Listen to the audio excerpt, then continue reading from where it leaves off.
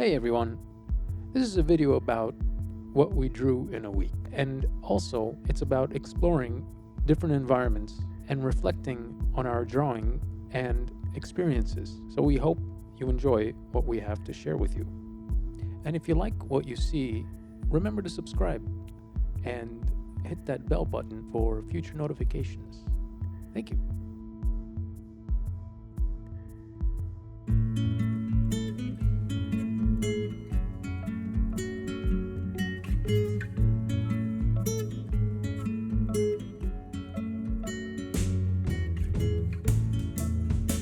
We recently started getting up in the morning, going out, and drawing from life. And it's because it's a great way to start your day.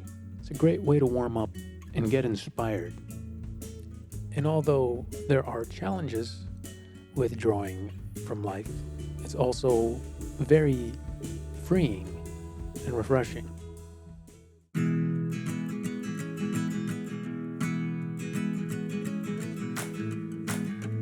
When drawing outdoors, you take in visual information that is spontaneously new at every turn.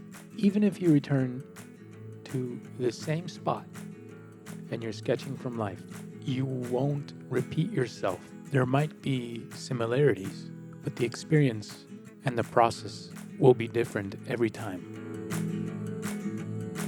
I find it very interesting observing what the mind chooses to latch onto when we're drawing. There are so many interesting shapes in front of you that you probably have an overwhelming amount of choice that you don't even know where to begin. I myself tend to like to draw rocks because of their chiseled nature. It creates these subtle and very interesting plane changes that could be both very enjoyable and challenging to draw.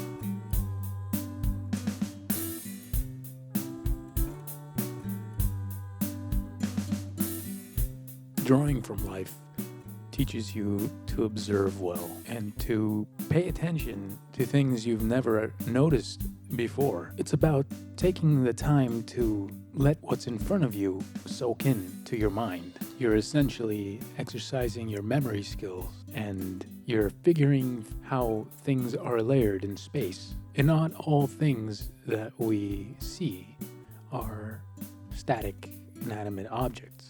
They vary from people and animals, moving cars, and you have to, in your moment, choose and remember this shot, this pause of life that you end up drawing.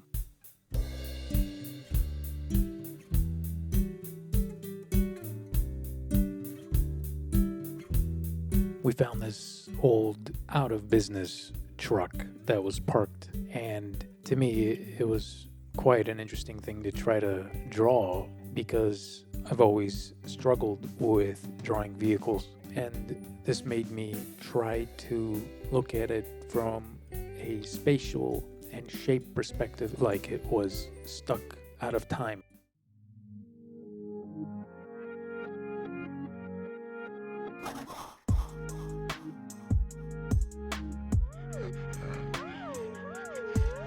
Or painted something.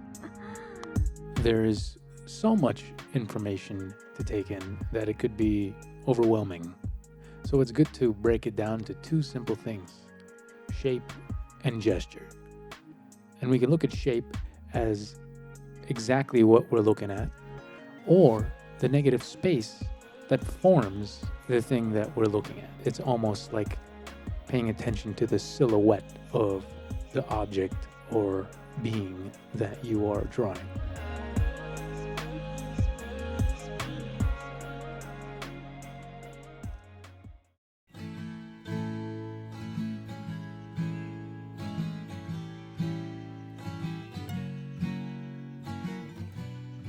Drawing from life shouldn't always be about analyzing what you see.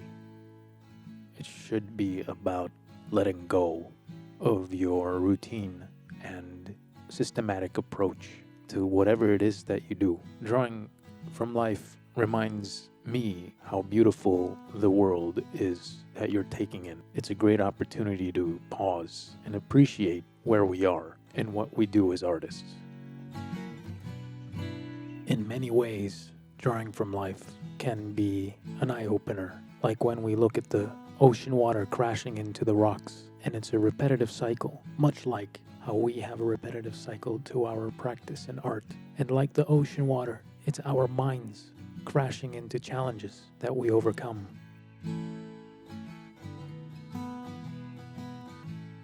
Kama Sutra, does it suit you? Your velvet dress is slipping off. Would you stay with me? It's coming through you, never knew how much it meant when you spoke to me.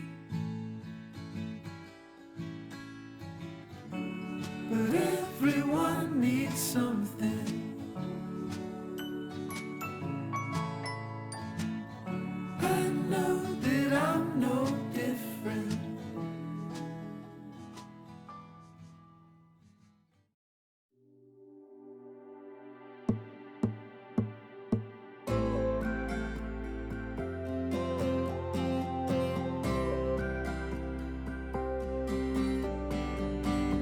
I love taking in the smell of the wild environment we draw at. I love exploring areas in nature and stopping to just look at how everything that we observe is possible in its own existence. The beautiful chaos and the pattern within it, the sunlight creating interesting shadows and depth through this endless landscape. Drawing these trees was a lot like drawing clouds. It were these forms that sort of melted into each other, and everything was surrounding you like a large family, and you were a guest in their presence. Sometimes it's easy to forget how truly beautiful this wildlife nature is, and how interesting it is to see ourselves living amongst it, integrated and adapted with everything around it.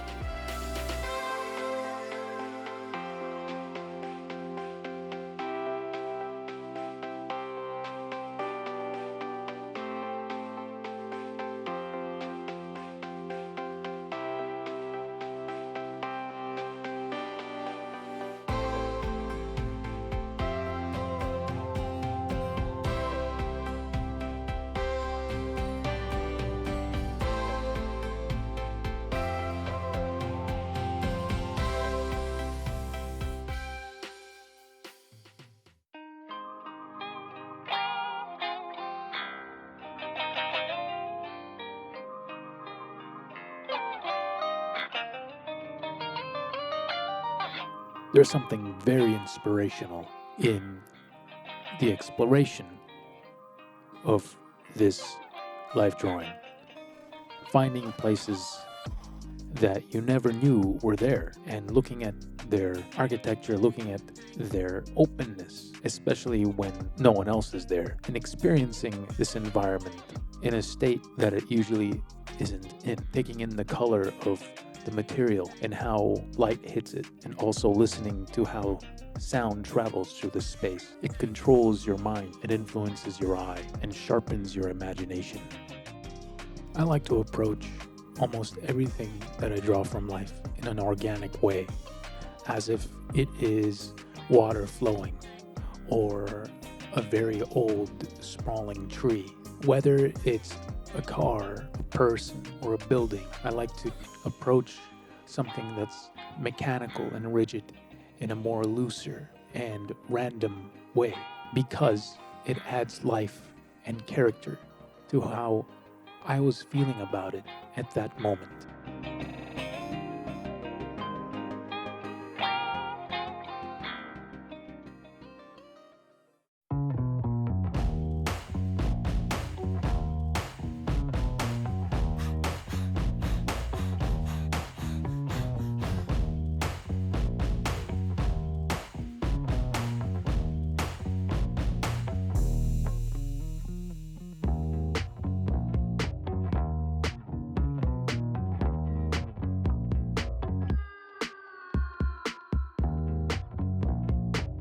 If you're passionate about doing something like this, you will always find time to go out and draw.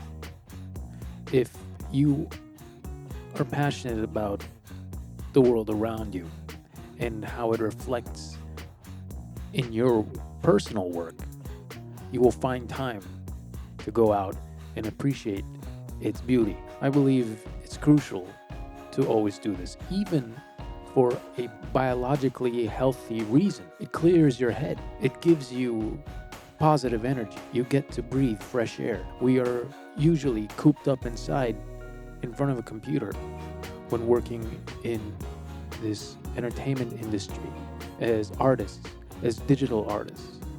Very few of us still produce work commercially using traditional medium, oils, acrylic, watercolor, and even then, we're inside. Having the time to make time to go out and be free amongst life is what will cause you to grow and take leaps as an artist. We hope you enjoyed this video and found it inspirational, and let us know in your comments what you think. Thanks for watching, guys.